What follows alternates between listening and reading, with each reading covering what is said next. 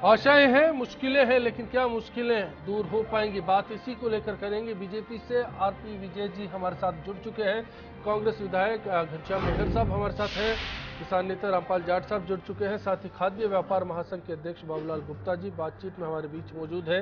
हर वर्ग को लेकर बात होगी, खासतौर पर क्या हालात है। लेकिन उससे पहले एक रिपोर्ट जो इन आशाओं की ओर इशारा करती है।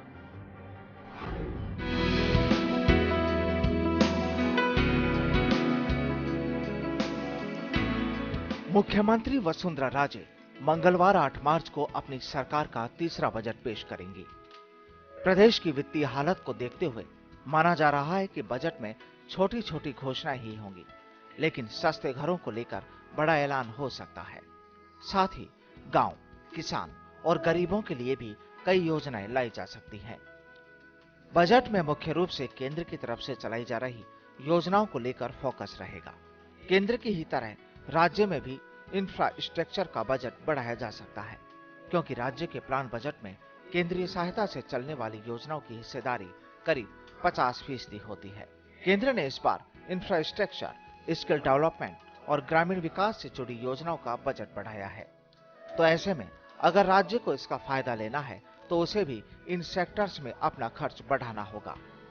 वहीं सरकार के लिए राजकोषीय और बिजली कंपनियों का बढ़ता घाटा भी मुख्य चुनौती बना हुआ है। ये सरकार का मिड टर्म बजट है। परंपरागत रूप से मिड टर्म बजट में सरकारें रिफॉर्म्स पर जोर देती हैं, जिसके चलते बजट कम लोक लुभावन रहता है। बिजली कंपनियों के लगातार बढ़ रहे घाटे को देखते हुए सरकार इस सेक्टर में बड़े रिफॉर्म का ऐलान कर सकती है। इसके लिए सरकार सदन में state electricity distribution management bill पेश कर चुकी है। बजट में प्रदेश की जनता को करों में राहत और रोजगार की घोषणाओं का भी इंतजार है। बीजेपी ने सरकार में आने से पहले 5 साल में 15 लाख नौकरियों का वायदा किया था, तो ऐसे में रोजगार भी एक बड़ा मुद्दा है। बजट में लंबित चल रहे रिफाइनरी के प्रोजेक्ट पर भी नजर रहेगी। विपक्ष लंबे समय से रिफाइनरी के प्रोजेक्ट पर सरकार को घेरता नजर आया है। इन सब के बीच सरकार के सामने सबसे बड़ी चुनौती अपने वित्त प्रबंधन से राजकोषीय घाटे से उभरने की है। खुद मुख्यमंत्री और उनके अफसर इसे बड़ी चुनौती की तरह देखते आए हैं। मुख्यमंत्री भी बार बार सरकारी योजनाओं में कटौती के लिए पैसे की कमी की बात कहती रही हैं। ऐसे में सरकार का रुख ज्यादा से ज्यादा निवेश को आकर्षित करने पर रहेगा। पिछले साल नवंबर में हुए रिसर्जेंट राजस्थान में करीब 3.25 लाख करोड़ रुपए के MOU हुए हैं, जिसे लेकर सरकार का प्रयास रहेगा कि बजट इस तरह से तैयार किया जाए कि ज्यादा से ज्यादा निवेश धरातल पर उतर आए। बजट महिला दिवस पर पेश किया जा रहा है और सरकार का फोकस हमेशा से महिला सशक्तिकरण पर भी रहे हैं। सीएम राजे पहले भी महिलाओं को आर्थिक रूप से परिवार पर निर्भर रहने की मजबूरी से मुक्त करने के लिए भामाशाह योजना ला चुकी है। ऐसे में बजट में भी सरकार महिलाओं का खास ध्यान रख सकती है। मौसम की मार झेल रहे किसानों को भी बजट से काफी उम्मीद है। देखना होगा कि सरकार किसानों को खाद, बीज और कर्ज में कितनी राहत देती है। रेल बजट और आम बजट में उम्मीदें पूरी नहीं होने के बाद अब प्रदेश की जनता को बर्थडे बजट में वसुंधरा राजे की रिटर्न गिफ्ट देंगी, उम्मीद है। लेकिन प्रदेश की मौजूदा तस्वीर को देखकर कई सवाल भी उठते हैं। क्या प्रदेश के बजट में करों से राहत मिलेगी?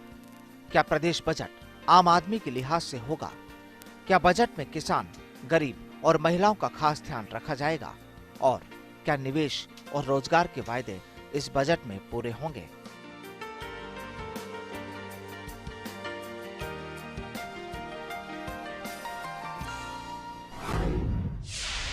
जाहिर है सवाल कई हैं, लेकिन अहम सवाल जिस पर आज आपकी राय पूछी गई है, क्या बर्थडे बजट में वसुंधरा राजे प्रदेश को रिटर्न गिफ्ट देंगी? आपकी राय का इंतजार रहेगा। प्रोग्राम के आखिर में आपकी राय से मुखातिब होंगे, लेकिन उससे पहले खास मेहमानों का रुख करते हैं। वसुंधरा राजे कहती हैं कि स्थानीय जरूरतों का पूरा ख्याल रखा जाएगा इस बजट में। बाबूलाल गुप्ता साहब, आपके पास आना चाहूंगा। रोटी, कपड़ा और मकान एक जरूरत आम आदमी की है। ऐसे हालात में स्थानीय जरूरतों के बीच आप अपने से जुड़ा क्या मुद्दा मानती है जिस पर कल फोकस रख सकती हैं वसुंधरा राजे? देखिए, महाशिवरात्रि पर सभी मेरे साथियों और प्रदेश की प्रजा को मेरा नमस्कार। मैं मान के चल रहा हूँ कि कल जो बजट पेश होगा वो बहुत ही अच्छा बजट आएगा, और न केवल किसान के हित में आएगा पर व्यापार और इंडस्ट्री को भी उतना ही महत्व मिलेगा, ऐसा मेरा मानना है।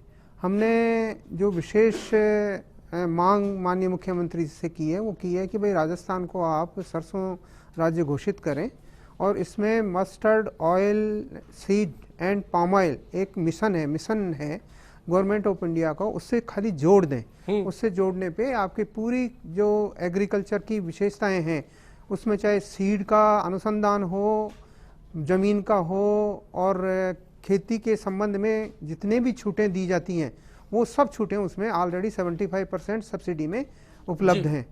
तो और हमने कुछ ये भी कहा है कि कुछ ऐसे टैक्सेस जो हमारी इंडस्ट्री को प्रमोट करें, विशेष करके तेल इंडस्ट्री को, जो समझ लीजिए कुछ 3% की बजाय आप सरसों पे 2% कर दें, मंडी टैक्स सभी जिनसों पर आप 0.50 कर दें, तो ऐसा माना जाता है कि कुछ न कुछ ऐसा जो ज़्यादा हमको फसल चाहिए वो फसल आने वाले समय पे मिलेगी।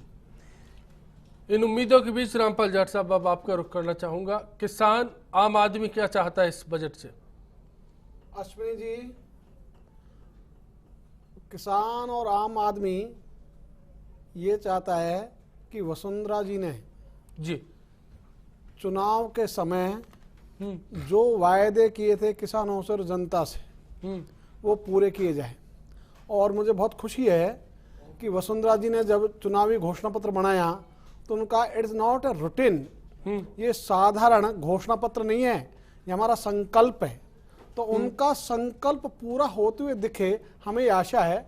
और उसमें हम चाहेंगे जो उन्होंने लिखा है कि जैसे जंगली जानवरों के नुकसान से किसानों को बचाने के लिए तारबंदी ये सरकार की ओर से की जाएगी, अनुदान में की जाएगी।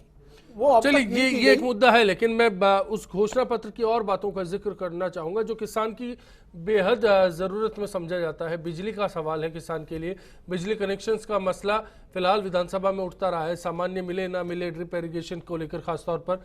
दूसरा एक सवाल है बिजली के साथ साथ पानी की उपलब्धता, मौसम की मार, खाद की बात है, यूरिया का संकट हमने देखा है, बीज को हम देखते आए हैं कि एक बार तो हाड़ौती में पूरी की पूरी सोयाबीन की फसल तबाह हो चुकी थी। तो क्या इन तमाम मसलों को लेकर कोई आश्वासन की उम्मीद करते हैं बजट में आप? अश्विनी जी, एक उम्मीद तो हमारी जो थी कि भाई 90,000 करोड़ का घाटा हुआ है बिजली विभाग में, बिजली विभाग के कर्मचारियों के कारण से, और उसका दंड दिया जा रहा है किसानों को। एक तो रेटें बढ़ाई जा रही है, दूसरा विजिलेंस चेकिंग के नाम पर उनकी जेब खाली कराई जा रही है, तीसरा लोड एक्सटेंशन के नाम पे बजट के पहले ही उनकी जेबें खाली कराई जा रही है। ये तो बिजली में हो रहा है। और दूसरा जो गेहूं का अभी बीज हाड़ौती में गया है वहां फिर से वही बीज निकम्मा सिद्ध हुआ है, घटिया सिद्ध हुआ है, उस पर अब तक कोई कार्रवाई नहीं हुई। तीसरा, जहां तक खाद मिलने की बात है वो भी किसानों को समय पर उचित दाम पर मिल जाए, ये बड़ी बात हो गई राजस्थान में। चलिए ये तमाम उम्मीदें हैं जिनका मैं ख्याल कर रहा था, मैं इन पे तफसील से चर्चा करूंगा, लेकिन उससे पहले घनश्याम मेहर साहब इस बार तल्ख रुख से नजर आए विधानसभा में, लेकिन मैं उस सवाल को लेकर नहीं, बजट को लेकर बात करना चाहूंगा। कांग्रेस नेताओं का कहना है कि कड़वी दवा है, मतलब दवा तो है, सुधार की तो उम्मीद है। देखिए अश्वनी जी, पिछले 2 बजट इस सरकार ने पेश किए हैं, दोनों बजटों से किसान को, मजदूर को, गांव के आदमी को, आम व्यापारी को इससे धोखा मिला है। वो बजट की जो घोषणाएं थी वो जमीन स्तर पर आज तक आई नहीं। मैं सरकार से पूछना चाहता हूं कि आपने इन पिछले 2 साल में कौन से 2-4 काम ऐसे किए हैं जो प्रदेश की जनता को बता सकें आप कि भाई ये हमने एक मूलभूत काम प्रदेश के लिए किए हैं। आज किसानों की हालात ये हो गए हैं कि कई बार पिछले 2 साल में किसानों ने आत्महत्या की है, ओड़े पड़ गए, और पिछले कल भी ऐसी बारिश हुई है, पूरी फसल तबाह हो गई। किसानों के लिए सरकार ने 1 रुपए का कोई मुआवजा अभी तक नहीं दिया है। चलिए वो डूडी जी बोल रहे हो जाएगा, लेकिन उससे पहले उम्मीद बता दीजिए, आप दवा किस बात की मानते हैं? आप नहीं, दवा इस बात की मानते हैं कि पिछले जो गवर्नमेंट, पिछली सरकारों में जो किसानों के लिए योजनाएं चल रही थी उस योजनाओं को बंद करके इनने उल्टा किसान की पीठ पर छुरा घोंपने का काम किया है। जो योजनाएं थी उनमें 40-40, 50-50% कटौती करके उन योजनाओं में अनुदान कम कर दिया है। तो इसका मतलब सीधा सीधा है किसान विरोधी सरकार है, किसानों को कुछ देना नहीं चाहते। बुनियादी सुविधाओं को लेकर, इंफ्रास्ट्रक्चर को लेकर राजस्थान की जनता अश्वनी जी पूरी तरह जानती है कि पिछले दो बजट आए थे वो निराशाजनक रहे, जनता को उसमें कुछ नहीं मिला। अब भी ये बजट ऐसे ही आएगा, खाली भाषणों के थ्रू और कागजों में होगा, जनता और किसान मजदूरों के लिए कुछ नहीं होने वाला। मैं आरपी विजय साहब अब आपसे भरोसा जानना चाहता हूं कि राजस्थान की आवाम को चंद घंटों बाद जब बजट पेश हो जाएगा उससे पहले इस मंच के जरिए आप क्या भरोसा दिलाना चाहेंगे? खुद आप आर्थिक विश्लेषक भी हैं। ऐसा है अश्विनी जी, ये जो बजट आएगा ये ग्रोथ ओरिएंटेड बजट होगा। इस बजट के अंदर महिलाओं के लिए, गरीबों के लिए और आम आदमी के लिए बहुत कुछ होने वाला है। जैसा आपने देखा यूनियन बजट के अंदर जेटली जी ने जो अपना जो मैक्सिमम दिया वो किसानों को दिया है, वही ये सरकार उसी पच्चनों पे चलते हुए वही किसानों के लिए काम करेगी। इंफ्रास्ट्रक्चर पे जोर होगा, शिक्षा पे जोर होगा, स्वास्थ्य पे जोर होगा। और अभी जो योजनाएं हमारी सरकार की चल रही है उसके अंदर भामाशाह योजना है। भामाशाह योजना उस जमाने की है 2003 के अंत में जब इनका शासन था, पहला इनका जो था उसके अंदर। उसको छोड़िए, जो बीते साल की घोषणा के बाद में कार्ड बनवा चुके हैं, क्या इस बार उनको कार्ड मिल जाएगा? वसुंधरा जी का विजन जो है वो बहुत मिल रहा है और उन्होंने डेट हर बार बढ़ाई है ताकि गरीब से गरीब आदमी को इसका फायदा मिले। और यही काम वो आगे आने वाले टाइम में करने वाली है। और इस व्यापारी की उम्मीद, किसान की उम्मीद, कांग्रेस के आरोप, इनका क्या करेंगे? देखो ऐसा है, कांग्रेस का विपक्ष में है, आरोप लगाना उनका काम है, वो करने दो, उनको कोई इश्यू नहीं है। हम धरातल पे काम कर रहे हैं और आम आदमी उस बातों को सहरा रहा है कि ये काम अच्छा कर रहे हैं। ऐसा है कि विपक्ष तो काम यही करेगा कि उनका है कि ये काम कुछ नहीं कर रहे। इनके टाइम में क्या काम हुए वो हमारे को ये घनश्याम जी बता दें तो मैं उनका जवाब दूं। चलिए मैं लूंगा, जवाब लूंगा। ब्रेक का कॉल है घनश्याम जी, ब्रेक के बाद तुरंत आप ही के पास आऊंगा क्योंकि जानना बेहद दिलचस्प है कि दो मुख्यमंत्री जब बजट बनाते हैं, एक दौर में अशोक गहलोत बनाया करते थे और अब मुख्यमंत्री वसुंधरा राजे बनाती है। क्या विजन में कोई फर्क है या फिर कुर्सी में सब कुछ बंद जाता है? छोटे से ब्रेक के बाद।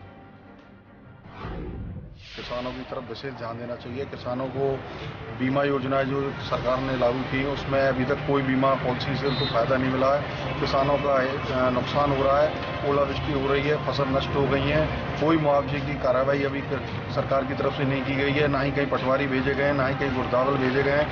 हर आदमी चाहता है कि बजट जब भी आए तो वो आम आदमी के हित का हो, लेकिन जो सरकार है वर्तमान में राजस्थान में उसके ये पिछले कार्यकाल को, पूरे कार्यकाल को देखते हुए आम जनता के बीच में एक धारणा बनी है कि वो शायद बजट आम जनता के हित का पेश नहीं कर पाएगी।